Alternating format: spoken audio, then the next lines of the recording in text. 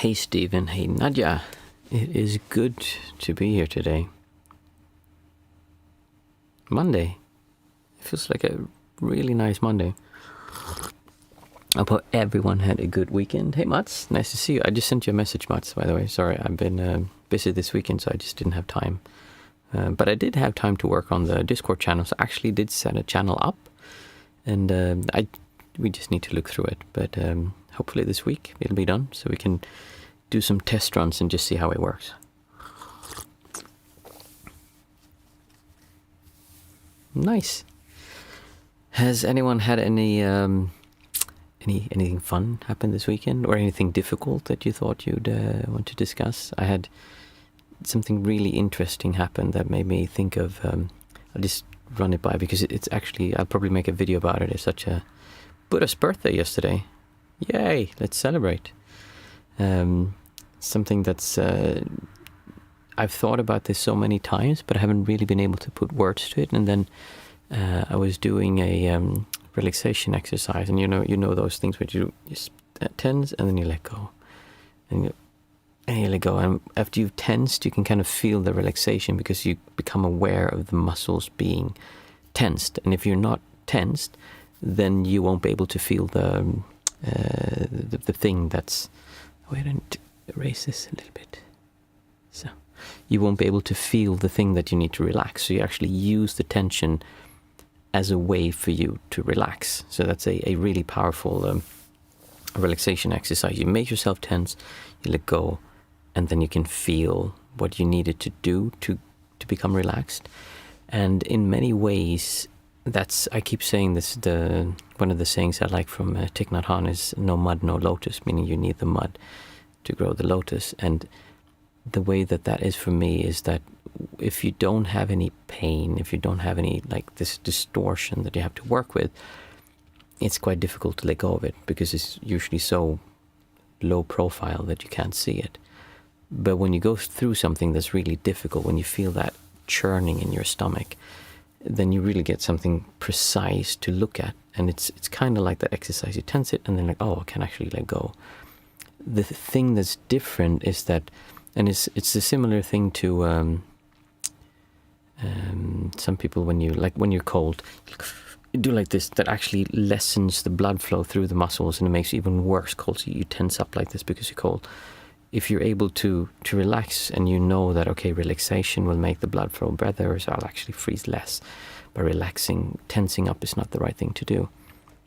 If you allow yourself to do the same thing with feeling pain, emotional pain, then you can do the same thing because it's really the same thing. It's just that you need to allow yourself to let go of the thing that is making you feel bad. Not the thing that's making you feel bad, but the feeling of bad, because the thing we can't really change. That's not what we're trying to do. We're just trying to change the suffering. So if you're going through a situation that's really emotionally charged for you, that's causing you a lot of hurt, or it doesn't even have to be a lot of hurt. It could just be something that causes you anxiety, like a difficult situation. I have something that I think of now that is, when that comes up, it's such a deeply ingrained, difficult thing that when that comes up, that conflict, it kind of like, it almost hurts sometimes, but it's right here. And every time it does, I'm like, oh, that's really uncomfortable. And I can walk around with it and I can say, okay, I want to let go of this, but I can't sometimes. But then when you look at it, you walk around it, you feel it from different angles. Eventually, it's kind of like this. It's just that this, you're so used to using this. Like, I've done this a gazillion times. I know how to do this. But when it comes to this whole system, it's more, the parasympathetic and the sympathetic nervous system, one nervous system that we can control and one that we can't. It's a little bit like that, but we actually can control this. It's just that we don't know about it because we're not used to it. We just assume that if someone does something to us that we don't like, I am supposed to react like this. But everyone doesn't react the same way when someone behaves poorly to them. It's different for different people. Otherwise, everyone would have the same reaction towards everything, but that's not how it is. So the idea that there is an absolute reaction to any kind of stimuli from the outside or inside is simply not true.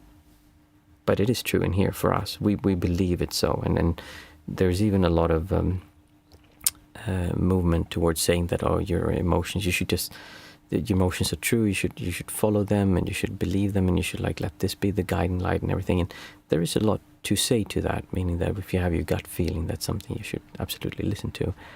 But at the same time, emotion is also distortion. Like, these strong feelings are distortions. And there is another way that is much more peaceful to live and much calmer. And it is the way that children live their lives. They just walk around. Hey, Renee, nice to see you here today. They just walk around and they just enjoy their environment by seeing what's around them. They don't react the same way we do. And when they become 2.5 or 3 years old, they start having these emotions, and all of a sudden they start screaming, they start yelling, and they have a fit whenever they don't get exactly what they want, and things get really difficult because they're trying to integrate this distortion into their personality and how all of that works. So the tensing and letting go is very similar to how the distortion works inside of us. Did that make sense to people? If you heard it, or did you see what I mean with it? Because it really is, if you look at that, it can help you a lot. If you can see that pain as actually it's that tensing in the meditation exercise. When you tense up, okay, there is the pain, I let go. It's just that you've never used this muscle, because we're not, it's almost, we just know, okay, there's emotions, or there's numbness and neutrality. Like that's how we see feelings. I am either feeling things, or I'm numb, and that is a bad thing, or I'm neutral, and that's usually a bad thing also. Well, many Buddhist meditations move you towards neutrality. What I'm talking about is something where that's not applied, and there's peacefulness, and it's a effortlessness and just joy of being alive without any specific reason. It's just how it is. The joy, for being, that's just where it comes from. It doesn't come from anything. It's just the fact of being alive is joyful, which it is for a child. The child is just lying there, and they're just content. They just feel good. If you ever seen a child lie nestled up until the mother's bosom, and they just kind of lie there, I'm like, oh, they're just lying there. They don't need to do anything. It's just, I'm going to sleep, and I'm going to have a little bush and drink a little bit, and then, I'm lying down. It's like living the dream. It's just so peaceful. So until they don't, because they're hungry or something, they start yelling and screaming. Nadia, I have been struggling with body image since things have been changing due to perimenopause. Is this a distortion towards my self-image? I've been struggling with body image since things have been changing. Is this a distortion towards my self-image? Well, I'm trying to separate the question. I'm not sure if it's towards your self-image. We all have a feeling of how we're supposed to look, and when we grow older, that changes, and that can be difficult sometimes. I think it's especially difficult for women, because for women, how they're treated in society is more dependent on their looks than it is for male. It affects us also, but not to the degree that it affects women. And I've also seen that girls who were really beautiful when they were young have a harder time many times, not all the time, of course, but many times when they grow older, because they used to just be able to walk in a room and everyone had everyone's attention, and all of a sudden they don't have that anymore. And it's a big change that's difficult for people who haven't. Especially for men, it's difficult to understand how strange that is when that changes, because they identify as being beautiful and having everyone turn their heads towards them, and then they don't have that anymore. So then, who am I? So if it's a distortion towards your self-image, I guess in a way it is, but it depends on what it is you're struggling with. Since things have been changed, so there's a change in your body that you're having a hard time with. In the nice thing about this, when you look at it from the perspective of distortion instead of psychoanalysis, is that it doesn't matter. Ultimately, it really doesn't matter that much. If you feel distortion is distortion, it just happens to be so that in your case it's the object that comes from that it comes from has to do with your body, or your view of your body. That's it. It really isn't much of a difference if it would have come from your feeling towards a political person in politics you don't like, or who you do like, or your feelings towards a school system in Britain or wherever you live, like how you feel about that. It's a distortion. So what we're trying to do is strip away the whole big story around it, like this is me and this is so important, and you go into analyzing and figure out what it is and where it comes from, but because ultimately it doesn't really matter. It's pain. I mean, it's real physical pain, and I think if you haven't felt it, then it's not really a problem, so then this discussion doesn't make any sense. But if you have felt it, then you really have something that you want to get away from, because it is painful to feel that. So I think people who come into spirituality, many times they come because they have this feeling of distortion and like, what do I do with this? This is painful, and they want to find a way to get that to be better. And they might try to do personal development or get into some kind of law of attraction and change their lives, but that feeling is still going to be there. Absolutely, change your life for the better. It's a really good thing to do. I highly recommend it. But if you're feeling bad like that, you'll have that no matter what you do, kind of. And I'm struggling with weight gain in certain areas. My body vessel looks different to what I have been used to. Yeah, I mean, that's a natural thing that happens to us. I have that too. And it's a bit strange. It's like things that I used to do before that made me kind of shed weight just doesn't work anymore. And there's this idea in society today that we're supposed to look like we're 20 for the rest of our lives, and when we grow older, when our bodies grow older, it's a failure, instead of the way it was before, when people respected age, and when age was seen as something that you've gained experience, you gain knowledge. So, I mean, I could sit in here and tell you that just do things to make yourself feel better with your body, and I think you should, but change your body so you feel better about yourself. And I think that's a good thing to do if you feel that your body is not where you want it to be. I mean, it's always good to be healthy, and there's a difference between gaining weight and becoming obese. And gaining a bit of weight is not really a problem, but if you were very skinny before and all of a sudden you're not, then that's a difficult thing for your mentality. Are these superficial worries? If so, why do they affect our mental health so much? Everything is superficial worries in a way, because we're all going to die and it doesn't matter anyway. So everything, if you compare what happens to me in comparison to what happens to, how long the universe has been around and what's going to happen to the earth in 1,000,000 years, I'm completely insignificant. What I do is it's superficial. It doesn't matter. It's just a matter of perspective. For you, it's not superficial, because for you, it is painful. So from your perspective, this is a big thing. And you can tell yourself, oh, this is superficial, and maybe that helps you let go of it. But ultimately, you are feeling this. And this whole distortion, like this pressure, is what creates the you, which is why for you feeling bad is creating more of the sense of you. And we believe that if you think that this is me here and I'm pushing against this thing here, I'll get in my knees, both of my knees my meniscuses are broke, so I can't run. I have a hard time sitting cross-legged. I can't go down on my knees. I can't swim. If I swim breastswim, my knees pop, and I can't swim. So and I am a certified dive master scuba diver, so I can never go scuba diving again. And I've had several hundreds of dives, and I would love to go scuba diving, but I cannot. And there was a part when that was like, I had to look at that, and then I just had to let go of it, because my body cannot do that anymore.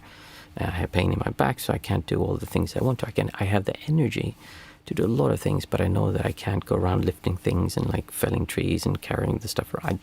I need help with that. Things that I would love to do before, I simply cannot do anymore. That might be superficial because I'm not dying from it, but it was difficult for me. So looking at those things and also validating, we're not talking about pushing them down, saying, oh, they're not important, but actually feeling them. That is you tense your muscle and then you let go. So allowing yourself to feel, what does it feel like to feel like I'm gaining weight in areas where I don't want to gain weight, and I don't look the way I used to look, and how does that make you feel? And I'm not talking about getting into like, oh, I feel so bad, I'm gonna sit, or oh, this is painful, yeah. No, I'm talking about, can you actually just see that it comes and just kind of be wide and let that come up and say, oh, there's nothing there, it's just a distortion. And there comes a time when you look at this, when you go here and like, hey, wait a minute, this has nothing to do with you. This feeling you have had has nothing to do with you. It's just a feeling in your body. And for some goddamn reason, that feeling is so difficult to sit with that it affects us so much. And it is utterly bizarre when you start disconnecting like that and you start seeing this. You're like, why? Why is this so difficult? And that is because it's our identity that's kind of connected to that. And detangling this is a difficult thing to do, but you need the pain to get rid of it. Otherwise, you really can't. See, I don't know why women are so obsessed with men's height. Oh, that was something I had. I'm quite short. I'm 168. And I always wanted to be taller. I tried to like learn how to walk taller. And I believe that if I could just be 10 centimeters taller, oh my goodness, my life would be so different. I'd feel more confident, and my life would be so much better. And for men, it really is a status thing. Like when you're low and like looking up, I would have loved to be taller. Now it just doesn't affect me because I've looked at that so much, so it doesn't really. Yeah, it just doesn't have that hold of me. Sorry, I've just been ignoring everyone else. I see what other people are writing. Stephen, I view the world as evil. Have you been through this phase before? How did you resolve this? No, I don't see the world as evil. I think that's just a wrong perspective. If you, I used to sometimes in my meditation courses, I would say, if you ever watch the news and you see what's in the news, and I would actually I would look at the news and I would time that it was like 10 minutes, and then I looked at what they were bringing up, and I'd see how many of the stories were positive and how many were negative. It was like 9.5 minutes of negative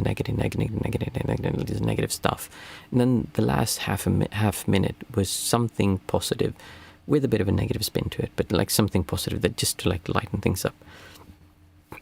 And like when you have that perspective, it looks like everything is negative because that's the news. But in reality, everything is not negative. The majority of things are really good.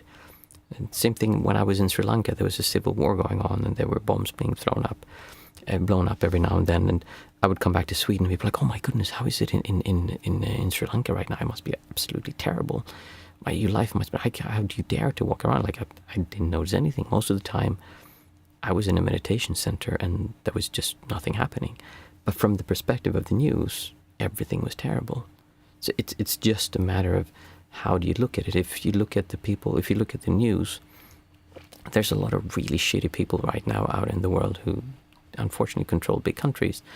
And that makes it look as if though everything is terrible and the poor people who support them must be absolutely terrible. But if you look at those people, they're probably really nice people most of the time. They just have really messed up views when it comes to certain things. And if you would be part of their crew, if you would be spending time with them and actually spend time at their home, they would probably be really nice people. It's just that some of their views are not so nice, and when they clash with others, then it seems really harsh. And if you remove you from their being there and it's just their little life, then probably everything is fine. It's when you throw in other things that affect them that things are not fine. So I strongly disagree with the world being evil. Mats, I have been having body image issues too lately. The party I went to, some women rejected me for being short, which is kind of ridiculous since I'm 183. You're taller than me. Wow. I wish I was as tall as you. Mats, if I was you, my life, I would never have any worries again. Just give me those 5 centimeters like this. That'd be amazing. Let's see, Mats, no, that just one of my tall friends said he tried wingman for me since he's married, but oh. Stephen, do you think the purpose of life is to resolve distortions? I don't think there is a purpose to life. Stephen, women typically want a guy that's taller than them. Life is just unfair. I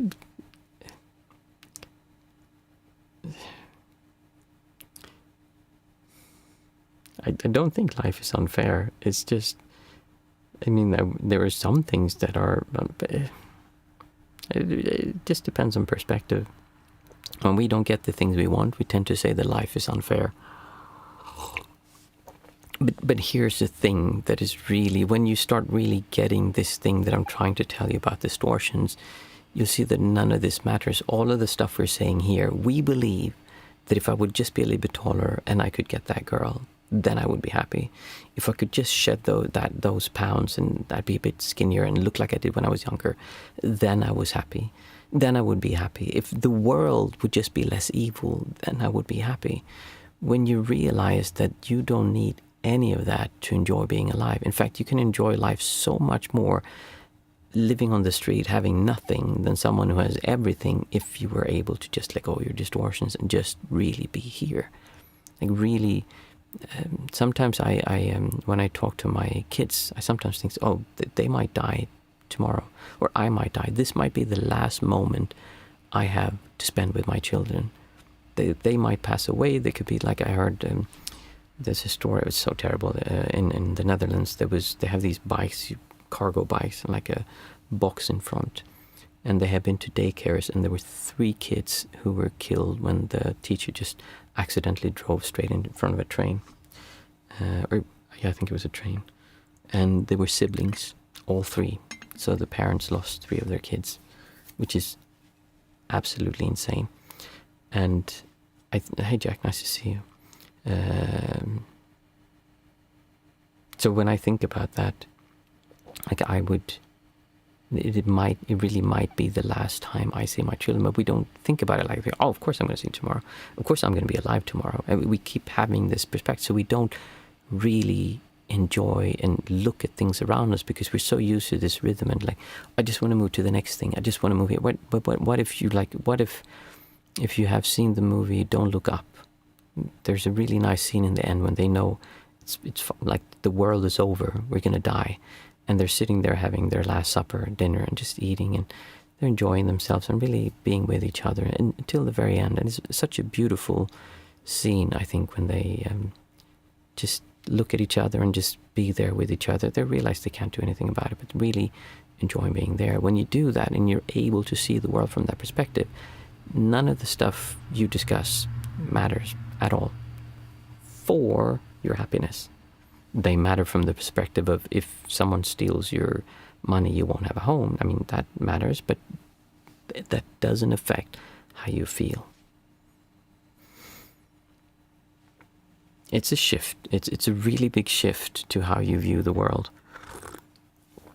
And I think when you've done enough spiritual practice and you've seen that, I mean, all this stuff about becoming a better person, about being a kinder person, helping others, we help others because we believe that if we help others, I will feel better. We don't really help others just because, oh, it's just the right thing to do. I just like to. No, not even the right thing to do. It's just the natural thing to do. When you do what I'm talking about and you let go of the idea that you need anything from anyone, it is really natural to help others. It is really natural to be kind and to be caring about other people. Sometimes you might be perceived as hard because since you don't feel that things are right or wrong in the same way, you just say, if someone does something that's wrong, you'll just say it, and they can be, oh, how can you just say that? You're not allowed to just say it. You have to be really careful about it, and that can be perceived as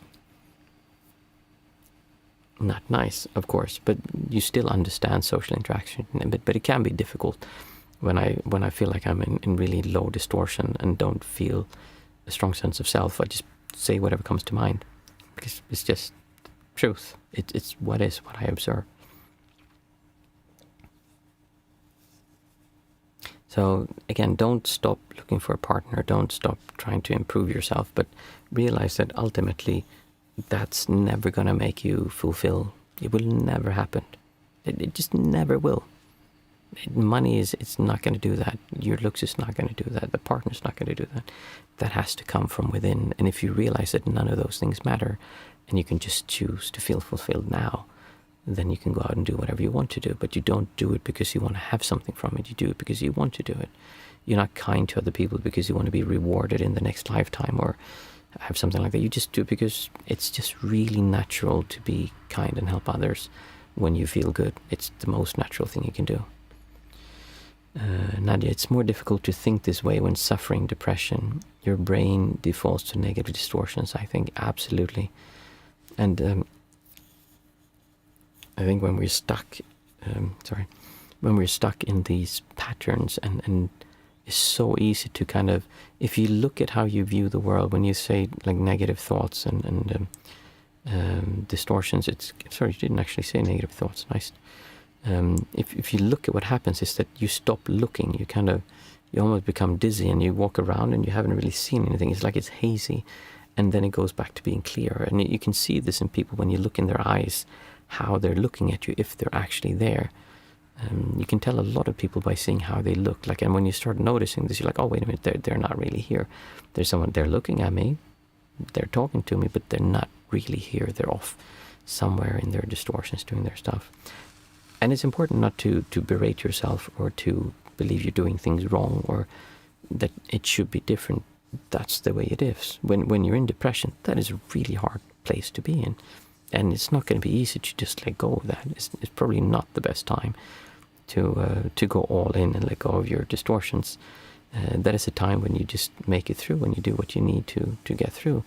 And then having this perspective can help. And then walking around with that, realizing that, oh, this is just a feeling. And I think a lot of people, when you have strong negative emotions like that, if you have them long enough, eventually you just get so sick and tired of them, and you have that kind of split when you're like, wait a minute, why do I feel this way? And instead of believing that it's so important, it has to be a certain way, you can separate, and you just see, like, you're standing there kind of like, what is this? I hate this. Well, and then you get sucked in again, but then you kind of get away and you can see it's just a feeling. I'm not in there. It's just a feeling that I'm feeling in this body, and I identify with it. So it takes time, and we need to give ourselves permission to not be able to get this, and just do our best. If you completely break down and you just gorge on chocolate and binge watch Netflix for a weekend, that's fine. I mean, just make sure you don't ruin your life. Here we come back to what actually happens in your life, the physical things. Don't ruin your life or the relationships around you just because you feel bad. There's no reason for that. So many people get in feeling bad and they just spew it on people around them, and because they believe that this is the way it is, that I feel bad, so then everything is bad. Whereas in fact, it's probably a projection of what you're feeling inside of you. So learning how to not let these distortions dictate how you behave in the world around you. Because if you think about it, when you're feeling depressed, when you're feeling that way, you're probably not a very nice person to be around. Or you're so meek and pulled back that people can't really see you when you're there. Mats, I had this exact experience today. I felt extremely lonely today, but I could see that it's just a feeling, kind of like an annoying noise. Exactly. Did not manage to let it go, but the distance helped. Yeah. What Mats is talking about is exactly what I mean. If you can just start gapping, looking at this, I'm tensing and I'm letting go. If you do that enough times and you just go approach it like, oh, it's just my hand. You wouldn't go around feeling like, oh my goodness, my life is over. Look, my hand is tight. What the heck? What am I gonna do? Oh, I'm just terrible. I can't live with myself. I can't. Oh, no, I can actually just let go of it. No, my hand is so stuck. What am I gonna do? That's basically what we're doing when we're going through it. I mean, I'm sorry if you feel bad when I say that. That's quite literally what happens when you're going through depression. It's just a stupid feeling in your body, and we can't let go of it. It's so annoying. I mean, trust me, I've been looking at this it's 15 years since this really it started going for me fully. And it is difficult to let go of it, but I can tell you that it goes from being like this and everything controls me to there's very few things that brings me out of this. Now, they can still hurt a lot, and I can still have a really hard time with things. And I think that I simply suffer more than most people, or suffered more than most people. And when you start meditating, you become more aware of what's happening also. And so that process can hurt even more. But when you look at it, when you learn to work with it, then life gets easier. And if you learn to not want to just finish all of it and just get rid of all of it, but just like, oh, it's just something coming up. It's just an annoying feeling, and I don't have to. My life is not over because my life is not over because my hand is tense. Your life is not over because when you feel depression, it's a feeling here. Life is not over because of that. Let's see, JVB. But when you feel sad, it's okay to give yourself time to feel sad, right? Absolutely. I guess I'm thinking about suppressing your feelings in an unhealthy manner. And that's the problem when we talk about these things, because if I say, oh, you don't have to feel sad, people say, okay, I shouldn't feel sad. And then we push it down and we try to not feel it, because that's how we do when we think I don't feel. I'm talking about the opposite. I'm talking about let yourself feel it. What does it feel like to feel sad? When you look at feeling sad, we don't usually allow ourselves to feel that, because sadness is a painful feeling. So we go, oh, it's sad. No, it's because those idiots did this to me, and we start pushing, and so you create that distortion even stronger. But if you would just allow yourself to feel, oh, my body is changing. I'm not looking the way I used to before. My hair, I'm getting gray hair here. My hair here is going to start getting gray as well, and my stomach, it's like, and I can't lose those 5 kilos that I somehow gained last year when I had my neck injury. Like, it just won't go away. And allowing yourself to feel, what does that mean? So that's why I did a video some time ago, I think you commented on it, Nadia, where I said that just, if you feel that, okay, I'm gaining weight in my stomach, if I would just feel that, what happens is that, oh, I don't want to, I identify as being skinny and like a bit more 20s than this. This is not who I am. But if you just allow yourself to see that, and you stand in front of the mirror, like, okay, look at my stomach, it's actually big. So what? Then I can start doing something about it. I just eat less sugar, and I can work out a bit more, and I'm still not going to lose that weight like I did before, but at least I'm living healthier.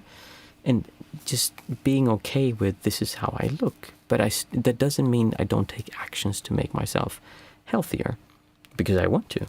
But I also don't ruin my life because of how my stomach has changed. Let life flow through you. Yeah, in many ways.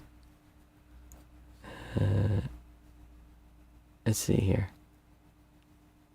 So yes, JVB, absolutely. Allow yourself to feel sad. It's just that most people don't know how to feel their feelings. And when we feel our feelings, we go into them like this. I'm talking about being wide like this and just leaving space for the feeling to come up. And if you're really not going in and like rummaging around and like going in and trying to analyze, and just let it come up, it'll just come and it'll go. Nadia, I feel like loneliness is one of the worst feelings. You are never alone, Mats. Myself and this little group always here if you need any help. Oh yeah, that is true. Mats, I'd say that suppressing feeling is different than getting distance. The feeling doesn't get away.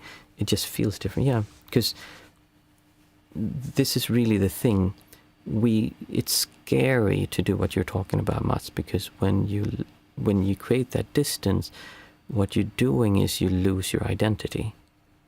Because my identity says I'm supposed to look like this image I have in my head. That's my identity. Like I look like this. Reality is I do not look like that.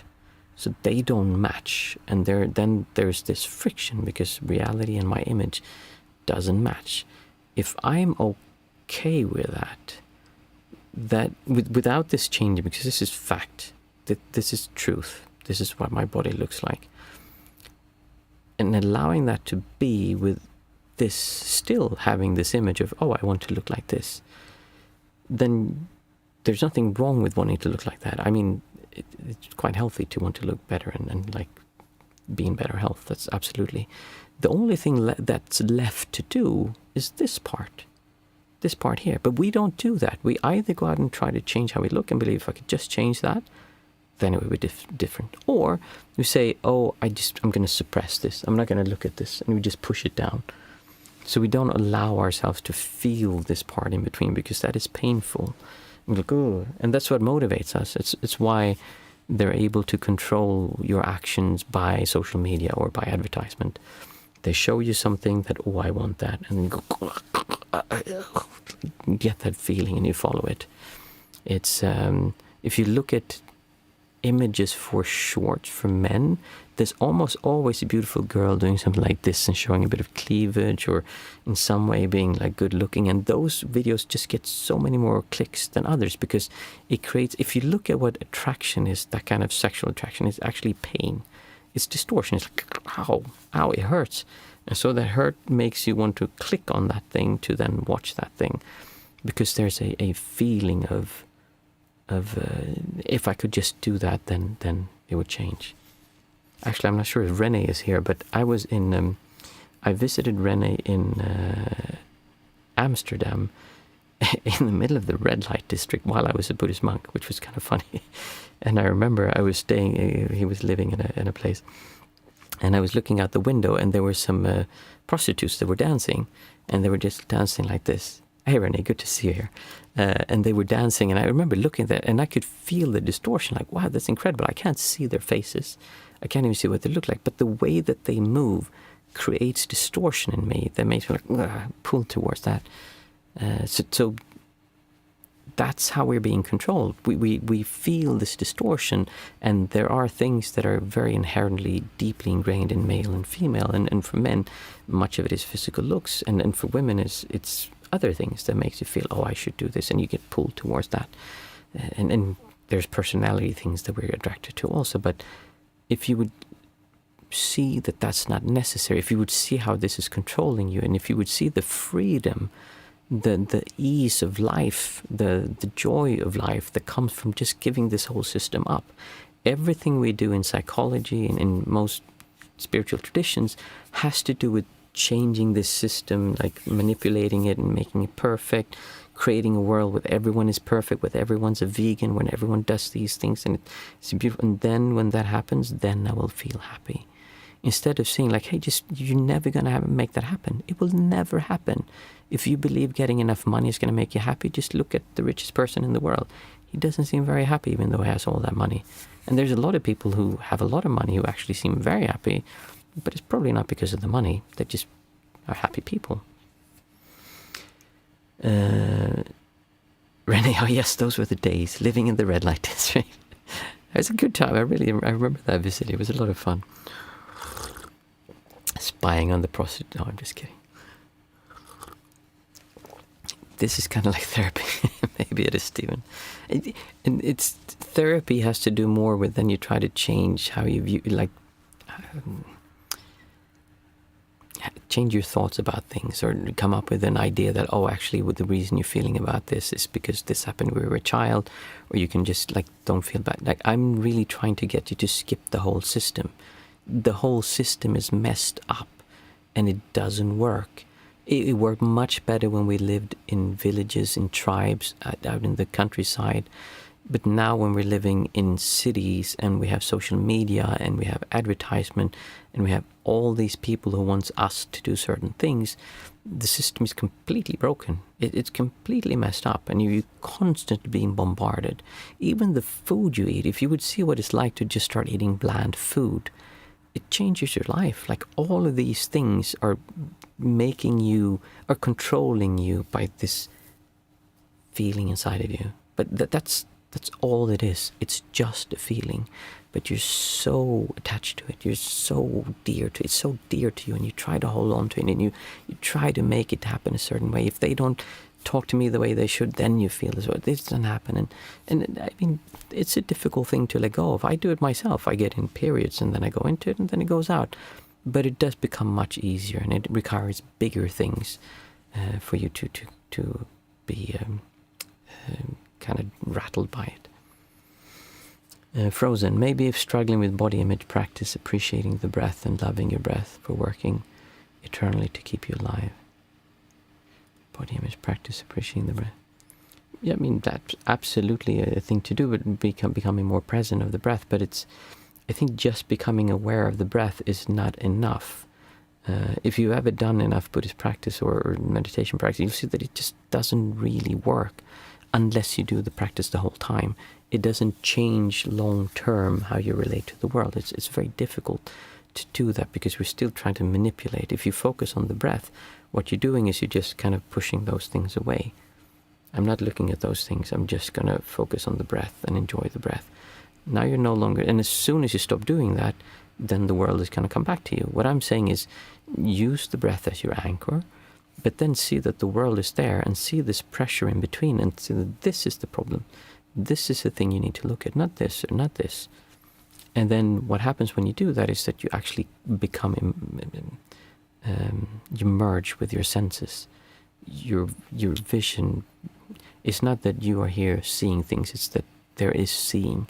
In the seeing is only the seen, in the hearing is only the heard. It's you become your senses. There's no longer anyone there identifying with what you're seeing, judging, creating pressure. The world is, and it's so peaceful, it's so joyful, it's just there.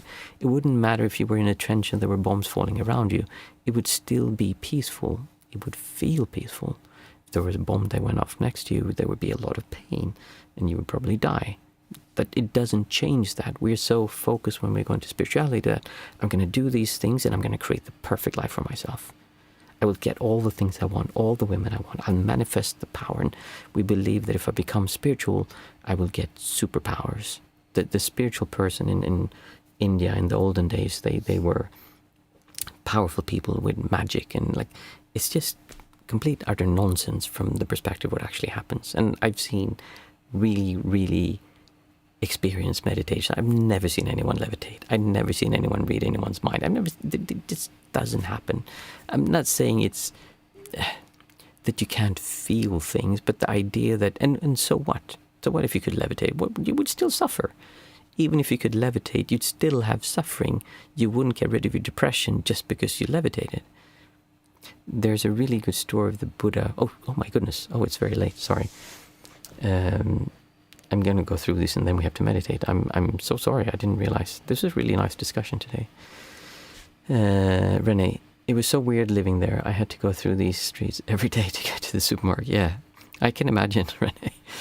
Mats, I actually really resonate with that. Desire really feels like pain. It is, especially unfulfilled sexual romantic desire. Are there any specific ways to let go in this instance? Orgasm in one of the, if we talk about masturbation, what it is especially men, when you're a teenager, there's a lot of masturbation. It feels uncomfortable, so you masturbate, and when you have an orgasm, it goes away. And then there's no longer any distortion for a short while, and then it comes back. So the only surefire way to do it immediately I know of is having an orgasm. Don't go out and just have orgasms now. Hey, Froze. But levitating would help with height issues. It would. Okay.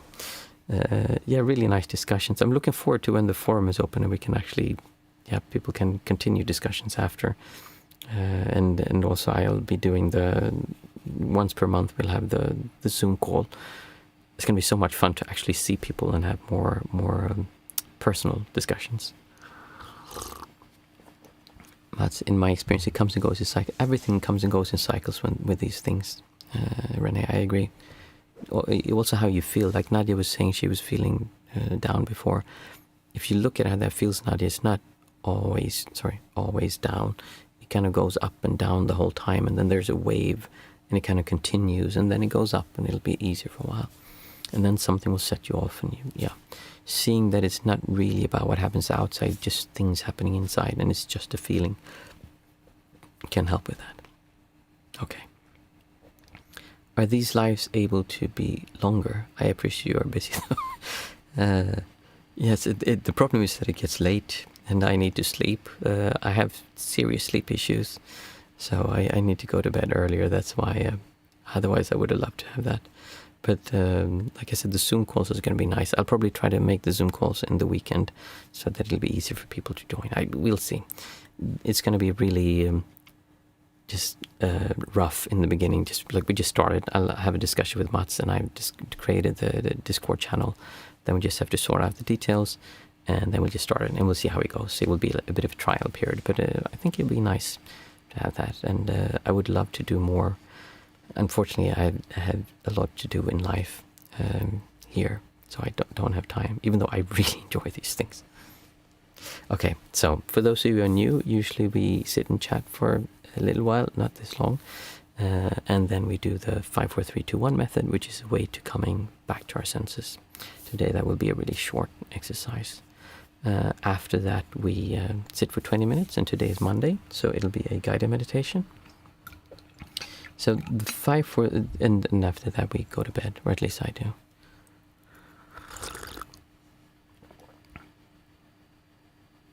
Yeah, I agree with Renee. Many times when you stop trying, it makes it a lot easier. The 5, 4, 3, 2, 1 method. So what we've been talking about is not just about the distortions, because that's one part of it, but what happens when you let go of the distortions and this effortless comes is that you become your senses. You just walk around as your senses. There's no longer anyone there experiencing thing, and there's this effortlessness and ease and just peacefulness that is, you hear quite often spiritual teachers, just be quiet, just be quiet, just be still, just be calm. And what they're actually pointing towards, which we don't really have a vocabulary to talk about, is that there is no distortion, and it's as if the world is just, and then when you stop distorting, it's like, wow, it's so quiet. It's not that it's quiet, it's just, it's so still, it's so peaceful. And walking around with that, it's like, oh, you don't know how nice it is to move your arm without the feeling of anyone moving it. It's just, oh my goodness, that movement is so nice, it's so enjoyable, everything is so enjoyable. So what we try to do to make that easier to appear is that we try to view things through our senses. And as I said, today we'll just make it a little bit quicker, but we say out aloud 5 things we can see, 4 things we can feel, 3 things that we can hear, 2 things we can smell, and 1 thing that we can taste. So I'll say out aloud 5 things I can see. I can see a box, like for this light bulb. It's actually a black light bulb. It's pretty cool, similar to the one in the back. And when I look at this, I don't think, oh, I know what this is. It's like I got it from this store, and it's a LED light, and I know how this thing is. I try to just see, oh, the reflection, surfaces. Look, this is different here. There's all these things here, and there's, oh, this is actually really nice. This is gold. It's really cool. If you would have shown this to someone 500 years ago, they'd be like, oh my goodness, what is this magic? Look at this. It's so perfect, and it's colors, and who made a painting like this? They'd be completely like brain blown. But for us, it's like, oh, it's just a cheap box. It doesn't do anything, because we no longer see this as what it is, something really beautiful and something really nice. I see a bag with lots of reflections on it. I see a plant. I can see a chair. And I can see a dynamo. Really interesting shape on that one. There was 5 things that I could see. Next we do 4 things that we can feel. So I can feel my hair is a little bit damp because I took a shower before. Wet. Damp might not be the right word. A little bit wet. And what happens when you don't have so many distortions, it's easier to smile, and we often laugh, but there's a difference, because there's also people trying to laugh, which is very different. When you like try to make yourself laugh, that there is tension in that laughter, and be like, oh, that's so laugh. But if you actually just relax, and if it's peaceful, things just are enjoyable. It's a very different lightness to the laughing, the joy that you feel. You're not trying to feel happy, you're not trying to feel joyful. It's just that that's what's there when you take away all these annoying feeling inside of you, and you just are, then there's joy, peace, and just general happiness. It's just easy to be alive. So this is nice to feel. A little bit oily also. I feel. Wait, I'll show you this. This is my Christmas present from my fiance. You know the cups I have, Moomin. I spilled it. This is really interesting to feel. It's kind of glossy and it's a bit warm. It looks really beautiful on the screen.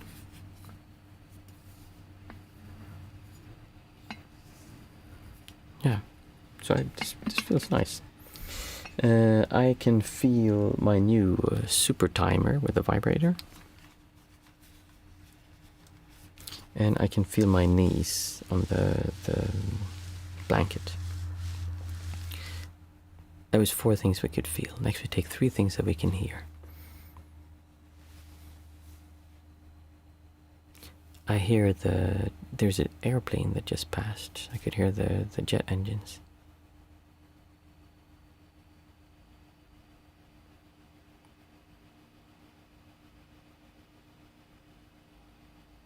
I can hear the fans from my computer spinning up and down.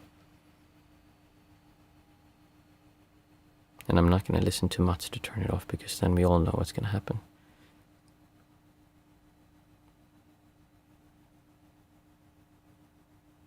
I can hear the wind outside. Those are 3 things that I could hear. Next, there's 2 things that we can smell.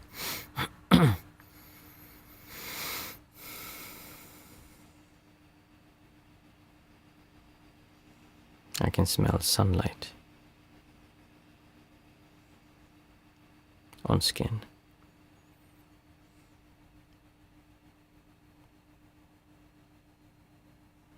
I can smell coconuts. Next, one thing that we can taste. I can taste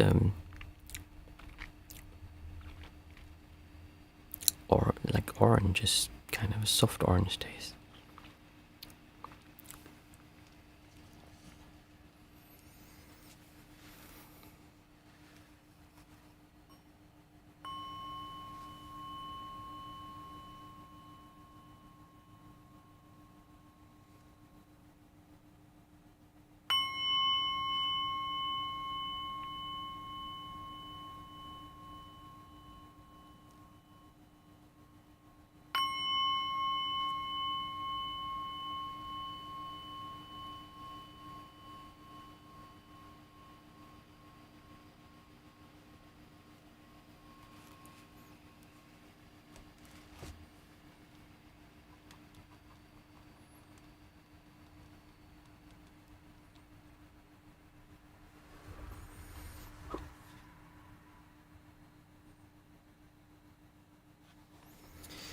So for this meditation, we'll be focusing on our breath.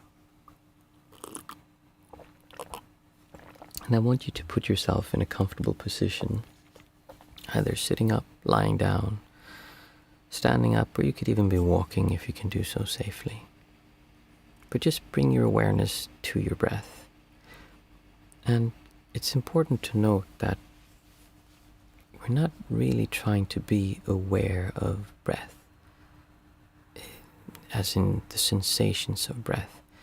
It's more that we're trying to let breath happen and in many ways feel that we are breath.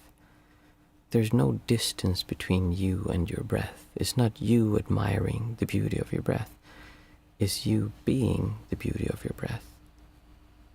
And if that sounds strange, and if you try to do that by trying to become the breath, then you are sure to fail.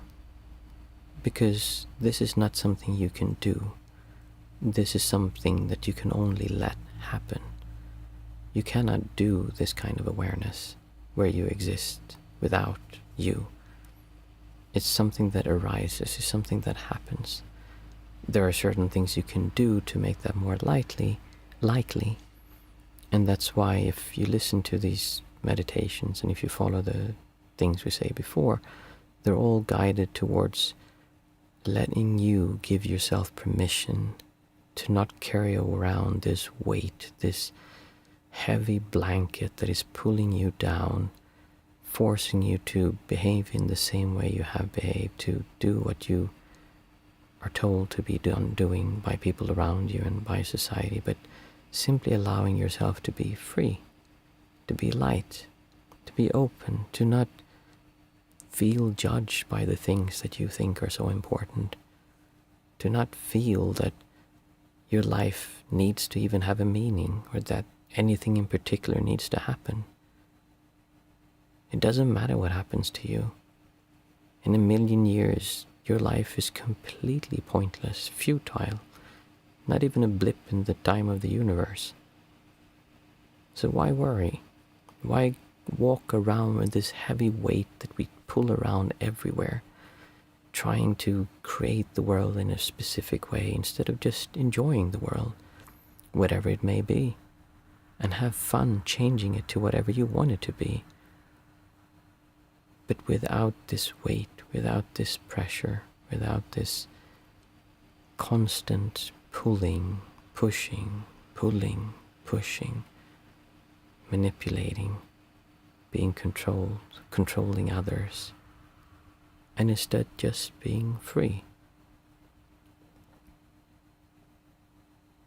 That might seem like a tall order to do simply by letting our breath happen, but it is a start. And it's a process that will take many years, and it's not an on-off thing. Instead, it's something that gradually changes, and at times it will be on-off. And you will simply experience that, oh, this is so clear. Why have I been so dumb my whole life? And then you walk away from there thinking, it's going to be so easy from now on. And the next second is back again, and you can't figure out how on earth you did to get into that space. So don't judge yourself. Don't feel bad. Don't believe anything is supposed to happen. Don't try to make anything happen. Instead, just learn to use your awareness in a specific way that will make it more likely to happen. And one of the key aspects of that is to be kind to yourself, to be accepting, to be caring, non-judgmental. If someone else told you that, oh, I can't focus on my breath, I keep having all these thoughts coming up. As I'm saying these things, just keep your awareness resting on your breath. Let your breath happen by itself. And if you would sit next to someone, anyone in this group, and they would say, oh, I feel so bad. My thoughts are running around everywhere. I can't make them stop. I can't focus on my breath. You'd say, well, that's okay. Don't worry. You know that will change. It feels like that today. Next time it will be different. Maybe it will be different at the end of this sitting. Now, that's one thing to do for someone else, but can you do that for yourself?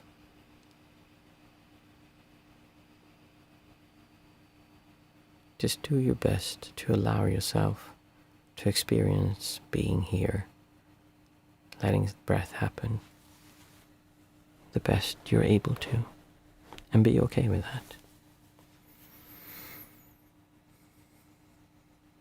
Now, to make it a little bit easier, we'll do an exercise where we count our breaths from 1 to 8 and then down again from 8 to 1. And I'll do it together with you the first time, and then you can continue by yourself. So, breathing in and out. 1. In and out. 2. In and out. 3. In and out. 4. In and out. 5. In and out. 6. In and out. 7. In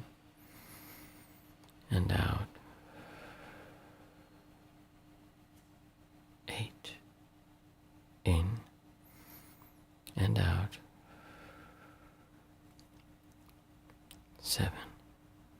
In and out. 6.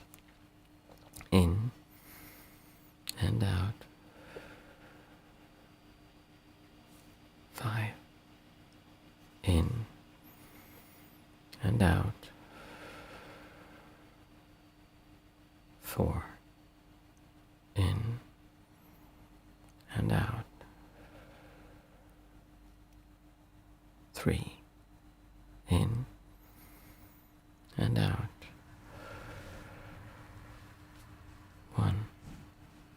Now continue counting your breath from 1 to 8, and then down again from 8 to 1. As you breathe in and out. 1. In and out.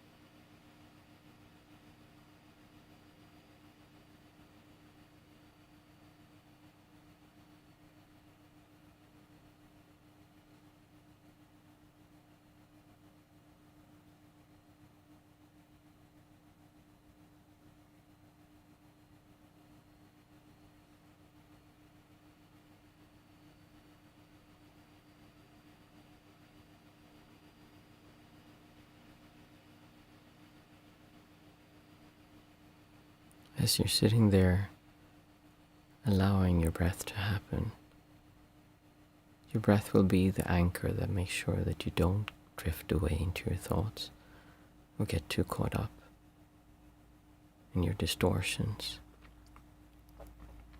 Instead, we allow our feelings to come up and we let them pass. The difference from positive thinking is that in positive thinking we say, well, it's bad now, but we don't know what's going to happen later, so maybe this is actually a good thing. In other words, we still have the distortion, we've just remade it so that we pretend that it's going to be better later. Or we make ourselves believe it's going to be better later, which it may or may not be. We're also not suppressing our feelings, trying to push them away, trying to deny, saying like, oh, you're not actually sad. I'm going to not be sad, and you push down your sadness. You don't allow yourself to feel it. This will make you numb or neutral. Instead, what we're trying to do with using the breath as your anchor is to just let the feelings come up, show themselves, bloom, and then go away. If you like the idea of a lotus, then imagine that the lotus starts from the bottom of the pond. There's a root, and it shoots up a stem that comes to the surface. And there's a bud, and if there's enough sunlight and water, the bud will bloom and there's a flower. The flower will bloom and then will wilt and go away. That's exactly what happens to these difficult sensations that you feel inside of you. They will come up from the mud, they will show themselves, and they will bloom, and they will hurt very much. But then they will wilt and they will go away. But usually we don't let them go away. We try to hold on to them and push them or feel them or analyze them or make them even bigger or smaller, instead of just letting them come and go. And they come and go. And eventually you'll just see that it's just a feeling in your body. There is no absolute correlation between that feeling and you. It's just a made-up identity. Allowing this to happen will make you free. It will liberate you in the truest form of the word. So don't be afraid of your feelings. Don't feel that it's even bad or that it's something terrible. Instead, it's just the exercise where you tense your hand or your arm so that you can learn to relax. And if you wouldn't have that tension, it would be very difficult to do. And at the same time, don't overwhelm yourself. Don't be hard on yourself. Just do your best. Just be okay with whatever is. Just let it happen.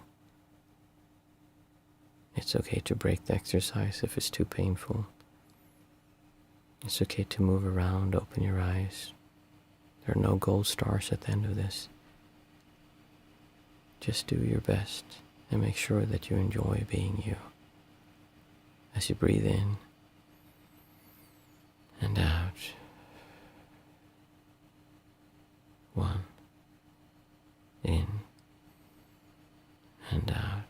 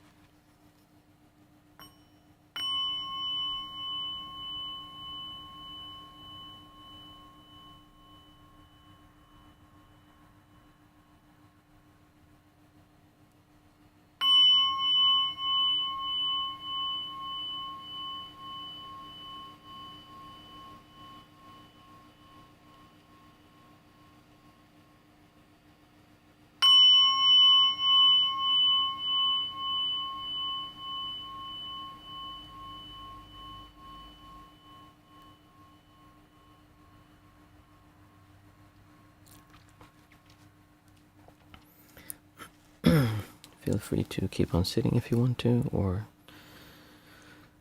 just have a cup of tea. See, Mats is saying headed out early.